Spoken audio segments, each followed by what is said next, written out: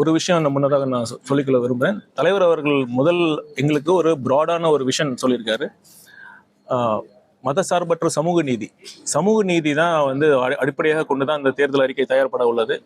விளிம்பு நிலை மக்கள், ஏழை எளிய விளிம்பு நிலை மக்கள், சமூகத்தில் பின்தங்கிய மக்களுக்கு அவர்களுடைய வாழ்வு முன்னேற்றம் அடையும் வகையில் அதற்கான சிறப்பான திட்டங்கள் செயல்படுத்தப்படும். தமிழ்நாட்டின் ஒட்டுமொத்த வளர்ச்சி, தொழில் வளர்ச்சியாக இருக்கட்டும், விவசாயமாக இருக்கட்டும், நெசவாளர்களாக இருக்கட்டும், அனைத்து தரப்பட்ட துறைகளுக்கும் ஏற்ற வகையில் இந்த தேர்தல் அறிக்கை தயார்பட உள்ளது.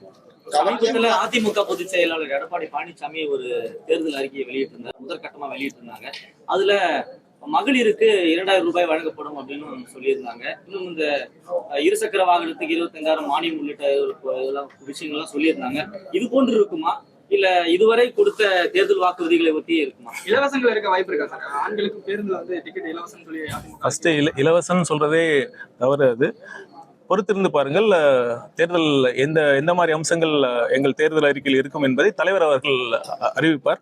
நான் ஒன்னே தான் சொல்றேன். இத்தனை தேர்தல் அறிக்கை சொல்றாங்களே, எந்த கட்சியாவது ஊழல் இருக்காது. எங்க மந்திரி சபையில இருக்கிற மந்திரிகள் லஞ்சம் வாங்க மாட்டாங்க, இருக்கிற கான்ட்ராக்ட்ஸ்ல கமிஷன் இல்லாம நடைபெறும் அப்படின்னு தேர்தல் அறிக்கை யாராச்சும் சொல்லியிருக்காங்களா?